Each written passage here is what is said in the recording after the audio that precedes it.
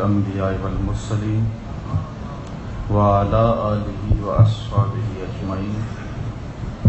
قال الله تعالى وتبارك في القرآن المجيد والفرقان الحميد في شان حبيبه مخبرا وآمرا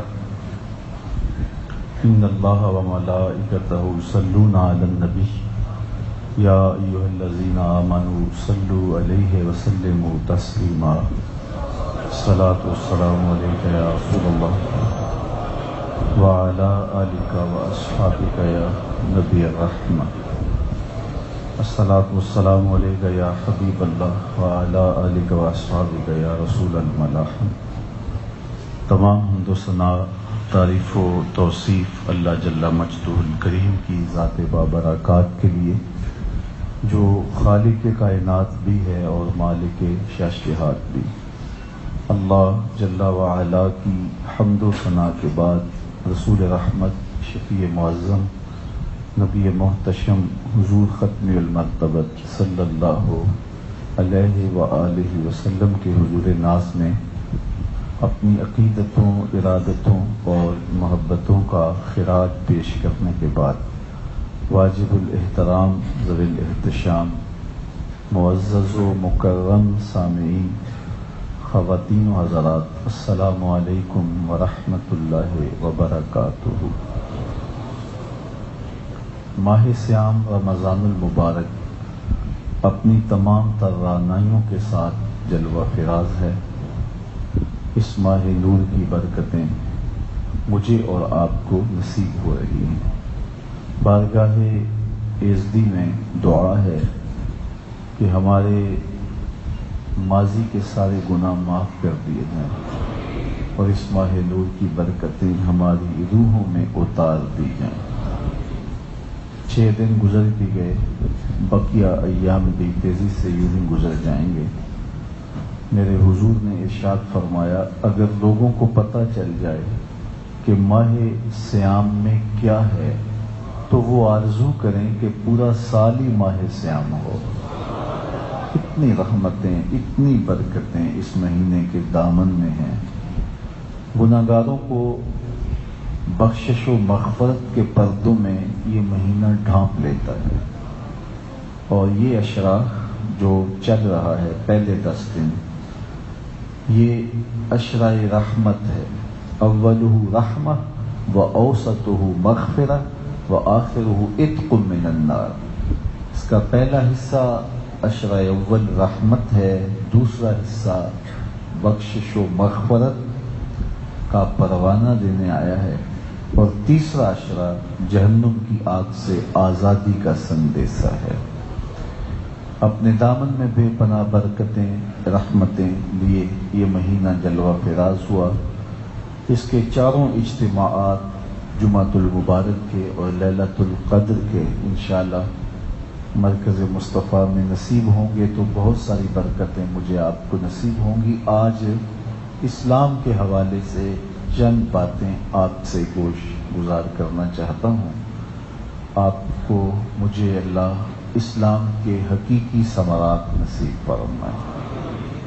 اسلام ہمارا دین ہے اور ہم جینا مرنا اسلام پہ چاہتے ہیں. اسلام ہے کیا؟ اسلام کسے کہتے ہیں؟ میرے حضور علیہ السلام سے یہ سوال متعدد موقعوں پہ پوچھا گیا، اور حضور نے جو پوچھنے والے تھے ان کے نفسیات کے مطابق، ان کے حالات کے مطابق اس کا جواب بھی ارشاد فرمایا، یا اس وقت جس چیز کی ضرورت تھی حضور نے اسلام کی اس انداز سے اس کی تشریح فرمائی. حضرت عمر بن خطاب رضی اللہ تعالی عنہ سے معروف روایت ہے، فرماتے ہیں بینما نحن عند رسول اللہ صلی اللہ علیہ وآلہ وسلم، ایک دن ہم حضور کے پاس بیٹھے ہوئے تھے.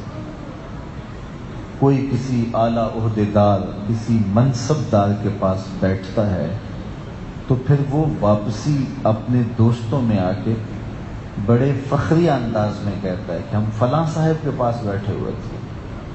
کوئی عالم دین صوفیاء فقیروں اور درویشوں کے پاس بیٹھنے کی عادت رکھتا ہے تو اس کا اپنا انداز گفتگو ہوتا ہے کہ میں فلاں عالم دین کی صحبت میں بیٹھا کرتا تھا، ایک دن بیٹھا تو یہ واقعہ ہوا. تو لوگ اپنے اپنے انداز میں بات کرتے ہیں، لیکن حضرت عمر کیا کہتے ہیں؟ ایک دن ہم حضور کے پاس بیٹھے ہوئے، کیا گھڑیاں ہوں گی، کیا لمحے ہوں گے، نور برستا ہوگا، انوار کی جھرمٹ میں بیٹھے ہوں گے. تو کہتے ہیں کہ بینما نحن عند رسول اللہ صلی اللہ علیہ وسلم ذات یوم، ایک دن ہم حضور کے پاس بیٹھے ہوئے تھے. اطلع علینا رجل شدید بیاض الثیاب، ایک شخص آیا جس کا لباس بہت سفید تھا، چٹا سفید لباس اس نے پہنا ہوا تھا. شدید و سواد الشعر، اور اس کے بال انتہائی سیاہ تھے.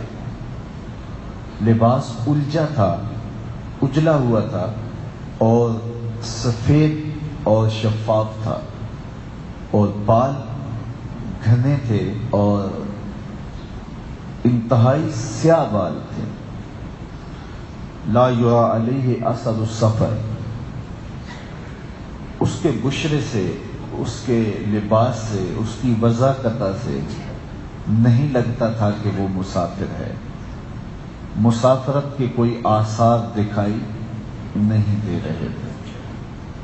آج کل بھی کوئی سفر سے آئے تو پھر بھی پتہ چلتا ہے کہ سفر سے آیا ہے، لیکن اس زمانے میں تو مسافر کی صورت ہی بتاتی تھی کہ یہ سفر کی صعوبتیں سہتے ہوئے آیا ہے.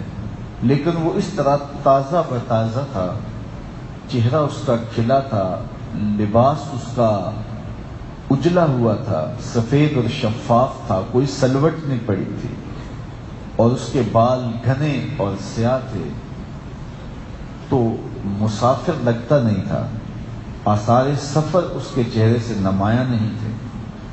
ولا یعرفہ منا احد، اور مقامی بھی نہیں تھا، ہم میں سے کوئی نہیں تھا کہ جو اسے پہچانتا ہو. مدینہ المنورہ کے باسی ایک دوسرے کو جانتے تھے، کوئی اتنا پھیلا ہوا شہر نہیں تھا کہ کوئی لوگوں کی آپس میں شناسائی نہ ہو. ایک دوسرے کو شکل سے بلکہ ناموں سے جانتے تھے. تو کہا ہم میں سے اسے جانتا بھی کوئی نہیں تھا. مطلب کیا کہ وہ شہر کا باسی نہیں تھا.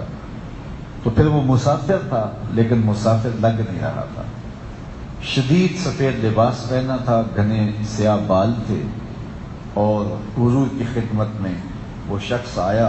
حتی جلس الی النبی صلی اللہ علیہ وسلم، یہاں تک کہ وہ حضور کے پاس آ کے بیٹھ گیا.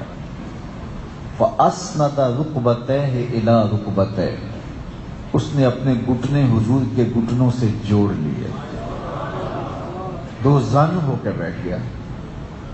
اور ووضع کفیہ الی فخذیہ، اس نے اپنے دونوں ہاتھ اپنی دونوں رانوں پہ رکھے.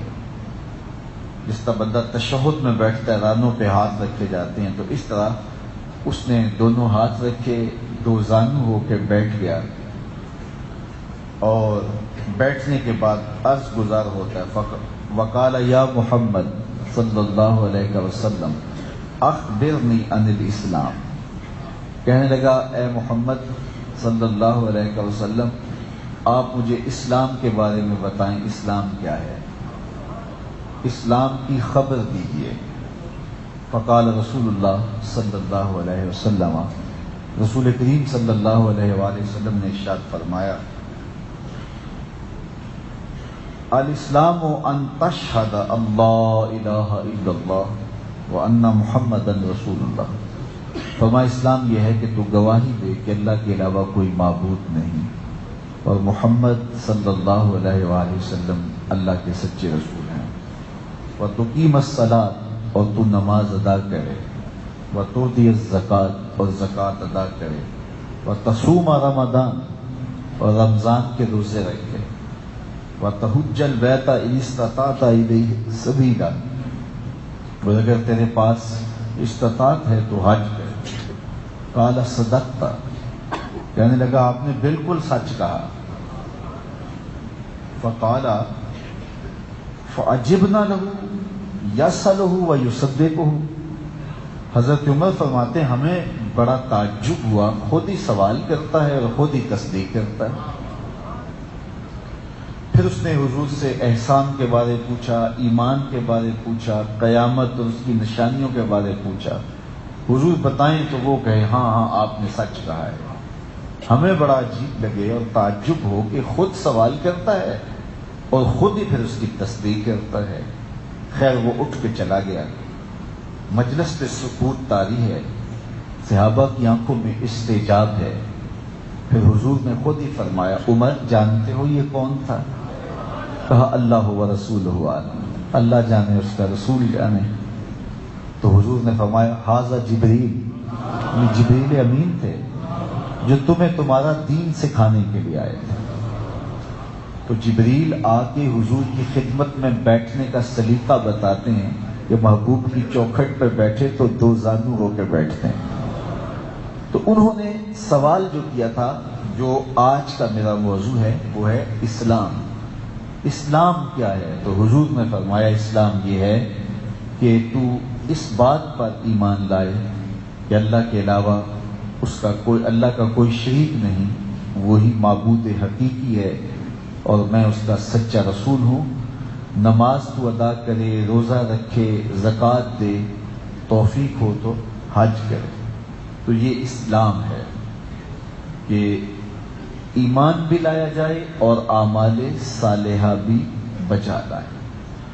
اللہ اکبر. ایک اور روایت حضرت عدی بن حاتم رضی اللہ تعالی عنہ اپنی کہانی سناتے ہیں.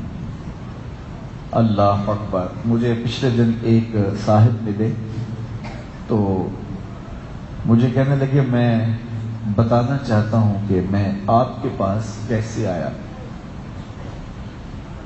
تو وہ اپنی کہانی بتا رہے تھے کہ میں بڑا دنیا میں یوں کھبا ہوا تھا تو بس ایک صاحب نے مجھے بتایا تو یہ کہانی. تو ان کی آنکھوں میں آنسو تھے.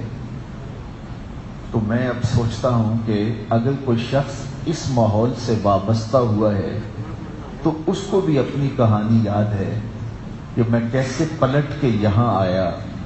تو وہ کتنے خوش نصیب تھے اور اپنی کہانیاں کیسے انہیں یاد ہیں جو کفر سے نکل کے ایمان کی روشنی میں آئے تھے. تو حضرت عدی بن حاتم تائی کا بیٹا اپنے ایمان کا واقعہ بیان کرتا ہے. فرماتے ہیں کہ قال اتیت النبی صلی اللہ علیہ وآلہ وسلم، میں حضور کی خدمت میں حاضر ہوا. فقال اسلم تسلم. حضور نے فرمایا اسلام لے آؤ تمہیں امن ملے گا، تمہیں سلامتیاں ملے گی. قلت مل اسلام. میں نے کہا حضور مجھے بتائیے اسلام ہے کیا جس کی آپ مجھے دعوت دیتے ہیں، وہ اسلام ہے کیا؟ وقال، اور حضور نے ارشاد فرمایا تشہد اللہ الہ الا اللہ وانی رسول اللہ. تو اس بات کی گواہی دے کہ اللہ کے علاوہ کوئی معبود نہیں اور میں اس کا سچا رسول ہوں.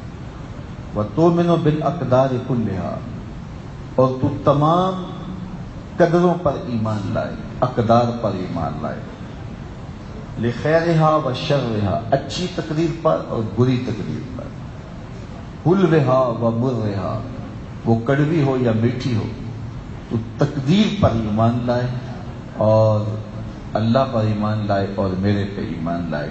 یہ اسلام ہے. تو حضور نے مختصراً اسلام کی یہ توضیح ارشاد فرمائی. ایک شخص حضور کی خدمت میں حاضر ہوا اور اس نے حضور سے عرض کی ای الاسلام خیر، حضور بہتر اسلام کون سا ہے؟ اسلام کی کون سی صورت ہے جو اچھی ہے؟ تو آقا کریم نے اسے جو جواب دیا وہ بھی سنیے اور اسلام کی جامعیت کا اندازہ کیجیے. صرف مخصوص عبادات کا نام اسلام نہیں ہے. بعض لوگوں نے یہ سمجھ لیا ہے نماز، روزہ، حج، زکوٰۃ یہ مخصوص عبادات کریں گے تو یہ ہمارا اسلام ہے. یہ اسلام میں داخل ہیں چیزیں، لیکن اسلام بہت ساری چیزوں کا مجموعہ ہے. اس میں عقائد بھی آتے ہیں، اعمال بھی آتے ہیں، اخلاقیات بھی آتے ہیں، معاملات بھی آتے ہیں۔ تو اسلام ایک مکمل نظام حیات ہے، ایک مکمل زندگی گزارنے کا اسلوب اور طریقہ ہے۔ تو صرف عبادات پر اسلام کی تعریف کو کہہ دینا کہ صرف مخصوص عبادات کا نام اسلام ہے، تو یہ اسلام کو نہ سمجھنے والی بات ہے۔ حضور کی مختلف احادیث اگر ہم اپنے مطالعہ میں رکھیں تو ہمیں سمجھ آتی ہے کہ اسلام ایک مکمل ضابطۂ حیات ہے اور زندگی کے تمام شعبوں پر حاوی ہے۔ زندگی کو کس خوبصورتی سے گزارنا ہے کہ اللہ اس کے رسول کی رضا حاصل ہو، تو یہ اسلام ہے۔ تو اس نے پوچھا حضور مجھے بتائیے کہ سب سے اچھا اسلام کون سا ہے؟ تو سنیے میرے حضور نے کیا فرمایا، قال تطعم الطعام وتقرأ السلام علی من عرفت ومن لم تعرف، کہ تو لوگوں کو کھانا کھلائے، جس کو پہچانتا ہے جس کو نہیں پہچانتا سب کو سلام کرے۔ یہ ہے اسلام، جو بھی تجھے ملے اس کو کہے السلام علیکم۔ یہ تحیت المسلم ہے، یہ مسلمان کا تحیت ہے۔ ہر قوم کا ملاقات کے وقت کوئی باہمی ملاقات کا کلمہ ہوتا ہے جس کو وہ بولتے ہیں، کوئی گڈ مارننگ کہتے ہیں، کوئی نمستے کہتے ہیں، کوئی کچھ بولتے ہیں۔ اب اسلام کا تحیت کیا ہے؟ تحیت المسلم السلام علیکم۔ تو یہ ایک ضمانت ہے جو ہم اپنے مومن بھائی کو دیتے ہیں۔ السلام علیکم کا کیا مطلب ہے؟ تیرے اوپر سلامتی ہو۔ تو ہم اپنے مومن بھائی کو کہتے ہیں کہ میرے مومن بھائی تو پریشان نہ ہو، تیری جان، تیری آبرو، تیرا مال، تیری عزت، تیری آبرو میری جانب سے محفوظ ہے، تجھے میری جانب سے کوئی فکر نہیں ہونی چاہیے، میں تجھے ضمانت دیتا ہوں السلام علیکم، میری جانب سے بے خوف ہو جا۔ تو وہ بھی آگے سے کیا کہتا ہے؟ وعلیکم السلام۔ اگر تو مجھے ضمانت فراہم کرتا ہے تو پھر میں بھی تجھے ضمانت دیتا ہوں، تیری آبرو، تیری عزت اور تیری ناموس، تیرا مال، تیری جان میری جانب سے محفوظ ہوگی۔ یہ ہم ایک دوسرے کو ضمانتیں دیتے ہیں۔ تو جب ایک دوسرے کو ضمانت دیں تو پھر اس میں خیانت نہیں کیا کرتے۔ کسی کو السلام علیکم کہہ دیا تو اس کا مطلب یہ ہوا کہ ہم نے اس کو ضمانت فراہم کر دی۔ ہارون رشید کے زمانے میں ایک قیدی کو سزائے موت کا حکم ہوا، تو اس سے پوچھا گیا تیری کوئی آخری آرزو؟ تو کہا میں بادشاہ کو ملنا چاہتا ہوں۔ بادشاہ سے کہا گیا کہ ایک قیدی ہے، اس کو سزائے موت ہے، تو اس کی آخری آرزو یہی ہے۔ اس نے کہا لے آؤ اسے۔ دربار سجا تھا، وہ شخص داخل ہوا اور اس نے داخل ہوتے ہی کہا السلام علیکم۔ بادشاہ نے کہا وعلیکم السلام۔ اب اس کی آرزو آخری پوری ہو گئی، کہا اس کو لے جاؤ اور اس کو قتل کر دو، چونکہ یہی اس کی سزا ہے۔ اس نے کہا آپ مجھے قتل نہیں کر سکتے۔ کہا کیوں؟ کہا بادشاہ سلامت میری سلامتی کی ضمانت دے چکے ہیں۔ تو بادشاہ نے کہا میں نے کب دی ہے؟ کہا آپ نے کہا نہیں وعلیکم السلام، تو پھر اس کا مطلب یہ ہے کہ آپ مجھے سلامتی کی ضمانت دے چکے ہیں۔ تو بادشاہ مسکرا کے کہنے لگا اسے چھوڑ دو۔ تو السلام علیکم اور جواب میں وعلیکم السلام، یہ گویا ایک قسم کی ضمانت ہے۔ اور میں سوچتا ہوں کہ ہم جب پڑھتے ہیں السلام علیکہ ایھا النبی، تو اگر زندگی میں ایک مرتبہ بھی خلوص سے پڑھا گیا اور جواب مل گیا حضور کی جانب سے، پھر تو خیر ہی خیر ہے نا۔ اگر اس زبان سے نکل گیا کہ وعلیکم السلام، تیرے اوپر بھی سلامتی ہو، تو پھر بتاؤ کہ حشر کی دھوپ تنگ کرے گی؟ جب انہوں نے کہہ دیا سلامتی ہے تو پھر سلامتی ہی سلامتی۔ حضور کی عادت کریمہ یہ تھی کہ جب کسی کے ہاں تشریف لے جاتے تو 3 مرتبہ اس کے دروازے پہ دستک دیتے اور ہر دستک کے ساتھ کہتے السلام علیکم۔ تو اگر جواب آتا ٹھیک، تو 3 مرتبہ بھی اگر جواب نہیں آیا تو حضور واپس پلٹ جاتے اور دوبارہ پھر کبھی صحیح۔ ہمیں یہی آداب سکھائے گئے ہیں کہ جب کسی شخص کو مخاطب کرو، اس کے گھر پہ دروازے پہ دستک دو تو 3 مرتبہ دستک دو. اگر وہ جواب نہیں دے رہا تو پھر دروازے پہ دھرنا دے کے بیٹھ نہ جاؤ کہ اٹھنے ہی نہ پاؤ، بلکہ پھر صحیح آداب یہی ہیں کہ دستک دے کے ایک سائیڈ پہ ہو جائے، ایک طرف میں کھڑے ہو جائے. 3 مرتبہ کے بعد واپسی. اور میں یہ کہا کرتا ہوں، یہ جو موبائل ہے یہ اس دور کی ایجاد ہے، اس کا ادب بھی اس سے ہی سمجھنا چاہیے.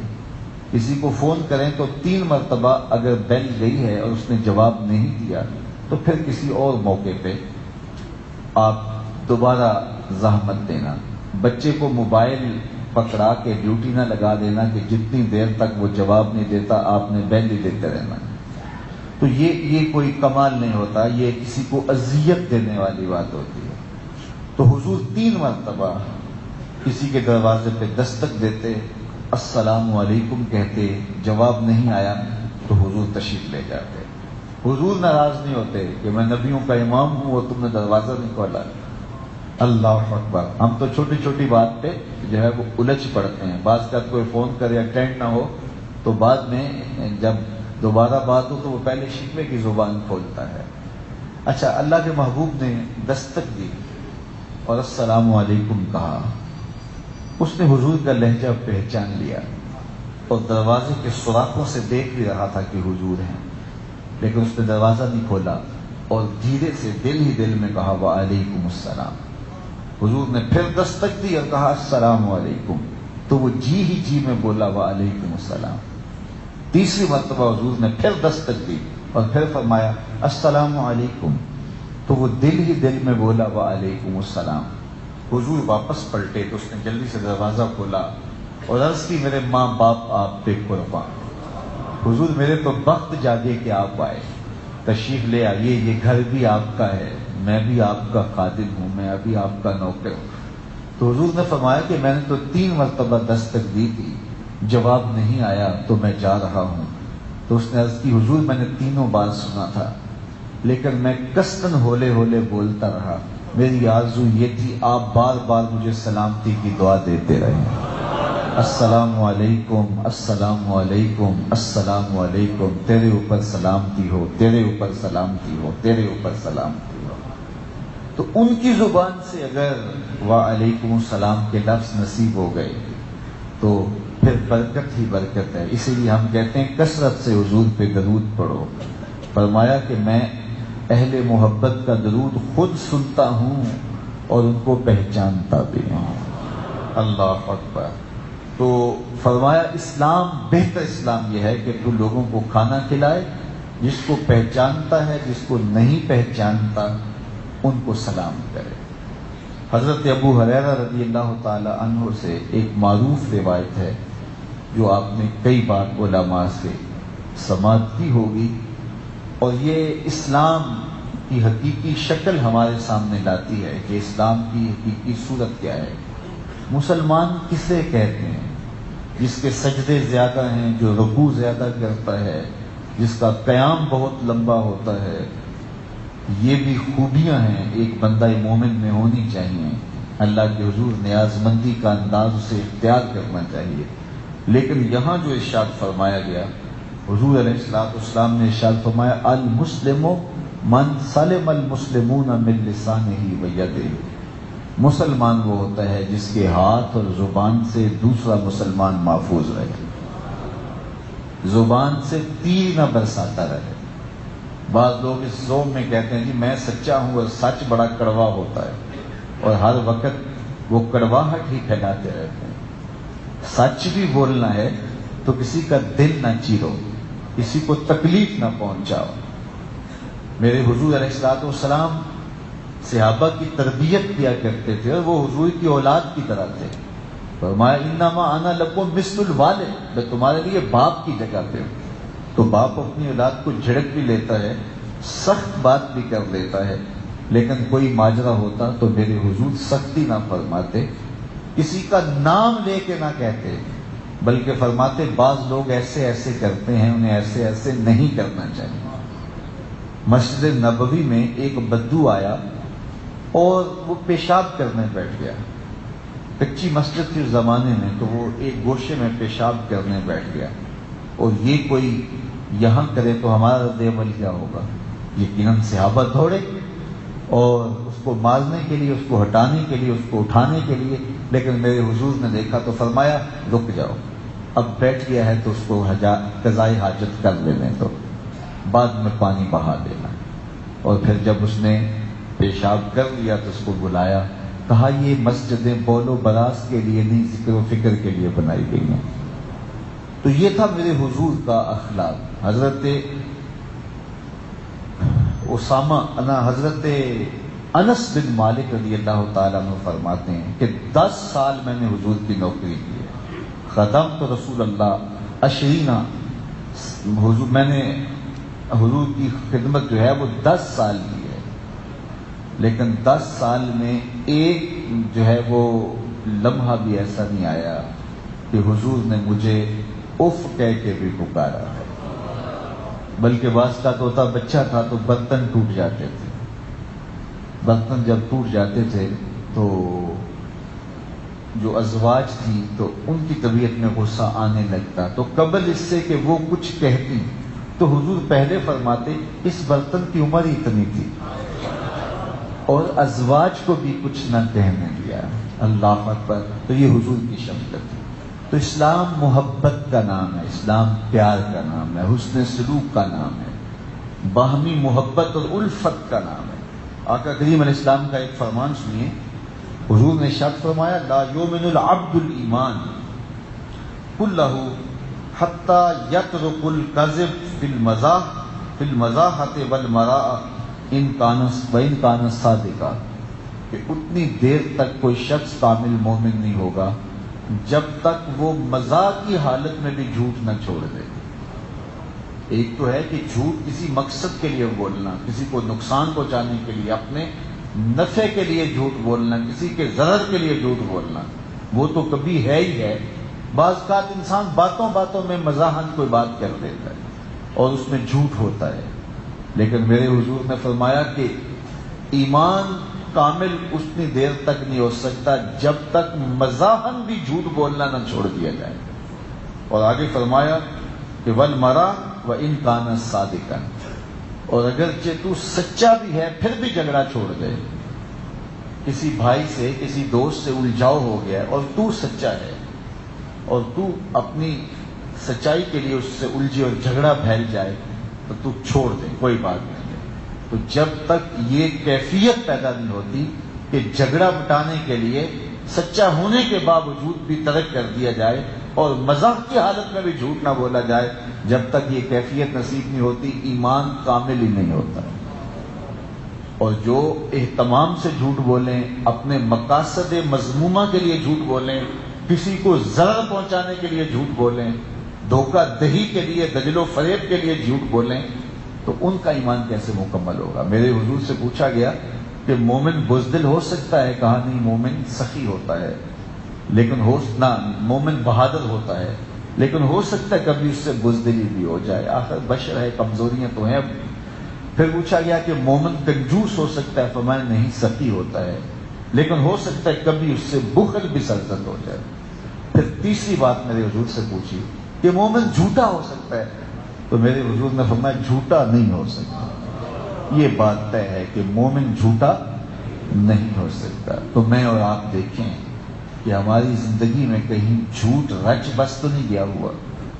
میرے حضور نے فرمایا من لم یدع قول الزور والعمل به فلیس للہ حاجہ ان یدع طعامہ وشرابہ، جو جھوٹ اور جھوٹے کام نہیں چھوڑتا اس کے بھوکا پیاسا رہنے کی اللہ کو کوئی ضرورت نہیں ہے۔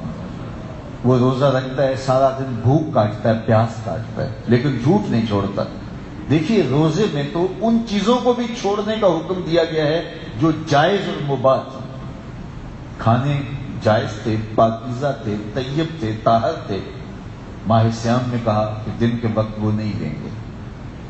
میری زبان کانٹا بن رہی ہے، حلق میرا اس وقت خشک ہو رہا ہے، کوئی مجھے آب زمزم نکال کے دے کہ جناب یہ 2 گھونٹ لے لیجئے، میں آب زمزم لے کر آیا ہوں، اور مدینہ المنورہ کے باغوں کی پکی ہوئی یہ کھجور ہے، تو جناب یہ لے لیجئے، اس سے طیب اور طاہر مشروب اور معقول اور کیا ہو سکتا ہے؟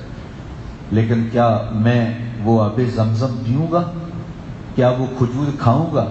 جو چیز میرے لیے محبوب بھی ہے، مرغوب بھی ہے، جائز بھی ہے، مباح بھی ہے، میرے بدن کو تقویت بھی دینے والی ہے، میری روح کو بھی تازگی دینے والی ہے، جس سے میری عقیدت بھی وابستہ ہے، لیکن رمضان المبارک میں حالت روزہ میں اس سے بھی روک دیا گیا۔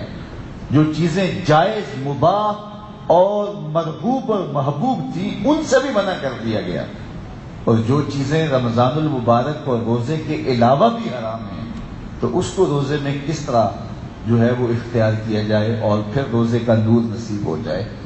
جب آنکھ بھٹکے گی، خیال بہکیں گے، سوچیں آوارہ ہوتی رہیں گی، زبان غیبت، سب و شتم، چغلی، جھوٹ بولتی رہے گی، جب لہجوں میں تکبر رہے گا، انداز زندگی کے اندر جب ریاکاری موجود رہے گی، تو پھر سارا دن بھوک کاٹنی ہوگی، روزے کے ثمرات نصیب نہیں ہوں گے۔ روزہ تب نصیب ہوگا، روزے کی کیفیت تب نصیب ہوگی، روزے کا نور من میں تب اترے گا کہ جو چیزیں حرام ہیں ان کو تو چھوڑا ہی چھوڑا ہے، وقتی طور پہ جو چیزیں جو حلال ہیں وقتی طور پہ ان کو بھی چھوڑنا پڑے گا۔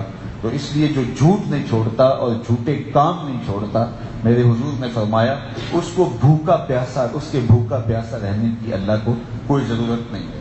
تو فرمایا کہ جو شخص جھوٹ مزاح کی حالت میں بھی نہیں چھوڑتا اور سچا ہونے کے باوجود وہ لڑتا رہتا ہے اور اپنا کہتا ہے جی میرا حق ہے، تو فرمایا ایمان کامل اس کو نصیب نہیں ہوگا، جو لڑائی سے بچنے کے لیے سچا ہونے کے باوجود بھی چھوڑ نہیں دیتا اور مزاح کی حالت کے اندر بھی جھوٹ نہیں چھوڑ دیتا۔ بلکہ حضور نے اسلام کا کتنا خوبصورت تعارف کروایا۔ آج دہشت گردی کے نام سے اور کس کس ناموں سے اسلام کو مطعون کیا جاتا ہے، جبکہ اسلام تو وہ امن کا دین ہے، وہ محبتوں کا دین ہے کہ فرمایا بَالْمُؤْمِنُ مَنْ أَمِنَهُ النَّاسُ عَلَىٰ دَمَائِهِمْ وَأَمْوَالِهِمْ۔ مومن وہ ہے جس سے لوگوں کے مال اور لوگوں کی جانیں محفوظ ہوں۔ یہ مومن کی پہچان ہے، وہ کسی کی آبرو میں دخل اندازی نہیں کرتا، کسی کی اموال نہیں لوٹتا، لوگوں کی زندگیوں سے نہیں کھیلتا۔ ایک انسان کا قتل کرنا پوری انسانیت کا قتل کرنے کے مترادف ہے۔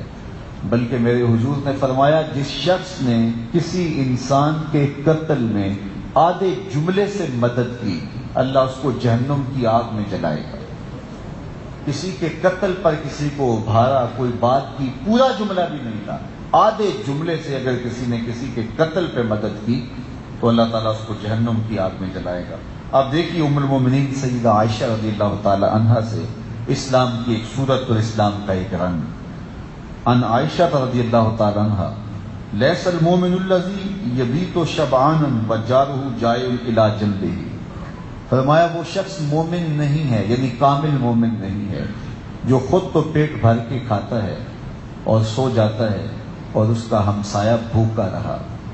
اگر ہمسایہ بھوکا رہا اور وہ خود پیٹ بھر کے کھا کے سو گیا تو میرے حضور فرماتے ہیں اس کا ایمان کامل ہی نہیں ہے۔ تو مومن کی ذمہ داری ہے کہ وہ اپنے اطراف پہ نظر رکھے۔ ہمارا اسلام ہمیں یہ سکھاتا ہے اپنے ماتحتوں کی ضروریات کو سمجھیں، اپنے ہمسایوں اور اپنے رشتہ داروں، اپنے اقربا اور اپنے عزیزوں کی ضروریات کو سمجھیں، اور جو بس میں ہو وہ پورا کرنے کی کوشش کرے۔ تو جو شخص نمازوں پہ نمازیں پڑھتا ہے، روزوں پہ روزے رکھتا ہے، ہر سال عمرہ اور حج کرتا ہے، لیکن اس کے رشتہ دار بھوک میں تڑپتے رہتے ہیں، اس کے ہمسایوں کے یہاں کھانے کے لیے نان شبینہ بھی میسر نہیں ہے، تو فرمایا کہ وہ شخص کامل مومن نہیں ہو سکتا، ایمان کی حلاوت اور مٹھاس نصیب نہیں ہو سکتی اسے، جو رات پیٹ بھر کے گزارے اور اس کا ہمسایہ جو ہے وہ بھوک میں تڑپ رہا ہو۔ تو ہمیں جو صورت دی گئی، اسلام کا جو ہمیں تعارف دیا گیا، اسلام کی جو شکل ہمارے سامنے ان مختلف احادیث سے آئی، وہ یہ ہے کہ اسلام ہمدردی کا دین ہے، اسلام امن کا دین ہے، اسلام محبت کا دین ہے، اسلام باہمی موافقت اور موانست کا دین ہے، ایمان ایک دوسرے کے احساس کا دین ہے، اسلام ایک دوسرے کے احساس کا دین ہے، اسلام بھوکوں کو کھانا کھلانے کا، پیاسوں کو پانی پلانے کا، ننگوں کو لباس دینے کا اور پریشان حالوں کے دکھوں میں ان کی مدد کرنے کا دین ہے۔ اسلام ہمیں سکھاتا ہے کہ اپنے اطراف پہ نظر رکھو، نگاہ رکھو، اور ہمیں ہر خوشی کے موقع پر غرباء کو اپنے ساتھ شامل کرنے کی تلقین کی گئی ہے۔ یہ روزے آئے ہیں تو ہمیں غرباء کا خیال رکھنے کی تلقین کی گئی، افطار کی فضیلتیں بیان کی گئی۔ اسی طرح عید آتی ہے تو عید میں صدقہ فطر واجب کیا گیا۔ عید قرباں آئی تو ہم اپنے گھروں میں جانور لا کر کے اس کو ذبح کر کے غرباء میں اس کا گوشت تقسیم کریں گے تاکہ وہ بھی اس سے متمتع ہوں، فیضیاب ہوں۔ ہمیں ہر موقع پہ دوسروں کا خیال رکھنے کی، دوسروں کا لحاظ رکھنے کی تلقین کی گئی، سبق دیا گیا اور ان کے ساتھ محبت اور موانست کے ساتھ پیش آنے کی تلقین دی۔ شادی کا موقع ہوا، ہم اپنے بیٹے کی شادی کی، ولیمہ رچایا، میرے حضور کی آواز آئی، شر الطعام طعام الولیمہ، بدترین کھانا ولیمے کا کھانا ہے، جس میں امیروں کو تو بلایا جائے، غریبوں کو نہ بلایا جائے۔ وہ کھانا جس میں صرف امراء کو بلایا گیا ہے، یعنی جن سے کچھ ملنے کی توقع ہے، اور غرباء کو نہیں بلایا گیا۔ میرے حضور کی زبان سے فرمایا گیا، کھانوں میں سب سے بدتر کھانا اگر کسی نے دیکھنا ہو تو وہ یہ کھانا ہے۔ اس لیے جب آپ اپنے بیٹے کی شادی کریں، اگر آپ کا حلقہ احباب امراء پر مشتمل ہے، غرباء آپ کے حلقہ احباب میں نہیں ہیں، تو آپ ڈھونڈ کر کے کچھ غرباء شامل کر لیں، محلے سے، گلی سے، جن سے آپ کو یہ کوئی توقع نہ ہو کہ آپ نے ان سے کوئی وصول کرنا ہے، وہ آپ کو نذرانہ دیں گے، کوئی بھاجی دیں گے، بلکہ محض ان کو اللہ کی رضا کے لیے اور کھانے کو جو ہے وہ برا کھانا پکارا جانے سے بچانے کے لیے اور اللہ رسول کی رضا جوئی کے لیے، اس میں برکت کے لیے اس کو بلائیں، اور عزت افزائی کے ساتھ جس طرح اپنے معزز اور معتبر مہمانوں کو آپ کھانا کھلاتے ہیں، تو یہ نہیں کہ ان کو بلا کر کے ایک سائڈ پہ بٹھا رکھیں اور بعد میں ان کو جو ہے وہ ایک پلیٹ چاولوں کی دے دیں کہ آپ کو بھی بلایا ہے۔ جس عزت کے ساتھ، جس تکریم اور وقار کے ساتھ آپ نے باقی کو بلایا ہے، تو اسی تکریم اور وقار کے ساتھ ان کو بھی کھانا کھلائیں، تو اس سے عرش کا رب بڑا راضی ہوگا، عرش کا رب بھی راضی ہوگا، مدینے والا نبی بھی راضی ہوگا کہ یہ میری امت سے پیار کرتے ہیں۔ میرے والد گرامی فرمایا کرتے تھے، اگر تم چاہو کہ رسول کریم تم سے پیار کریں تو تم حضور کی امت سے پیار کرو، حضور کی امت سے پیار کرو گے تو حضور تم سے پیار کریں۔ اگر کوئی میرے بچوں کا منہ چومے تو میں اس سے پیار کرتا ہوں نا، آپ کی اولاد سے کوئی پیار کرے تو آپ اس سے بے ساختہ پیار کرنے لگ جاتے ہیں کہ یہ میری اولاد سے پیار کرتا ہے۔ الخلق عیاد اللہ، مخلوق اللہ کا گھرانہ ہے، اللہ کا قبیلہ ہے، اور یہ ساری امت حضور کی اولاد ہے، روحانی اولاد۔ تو آقا کریم علیہ الصلوۃ والسلام کا اگر آپ پیار چاہتے ہیں تو حضور کی امت سے پیار کیجیے، حضور کی امت سے محبت کیجیے۔ میرے بزرگ یہ بھی فرمایا کرتے تھے، جس سے پیار کیا جائے اس کی خیر خواہی کی جاتی ہے، اس کی اچھائی چاہی جاتی ہے، اور کسی کی بہترین خیر خواہی یہ ہے کہ اس کی آخرت کی بہتری کے لیے سوچا جائے، تو اس کو اچھے ماحول سے وابستہ کرو اور اس کو 5 گانہ نماز کا خوگر بناؤ تاکہ اس کی آخرت بہتر ہو جائے اور جہنم کی بھڑکتی آگ سے بچ جائے۔ تو صاحبو، اسلام ہمدردی کا نام ہے، اسلام سلامتی کا نام ہے، امن کا نام ہے، صلح کا نام ہے، پیار کا نام ہے، لڑائی سے بچنے کا نام ہے، حق پر ہونے کے باوجود معاف کر دینے کا نام ہے۔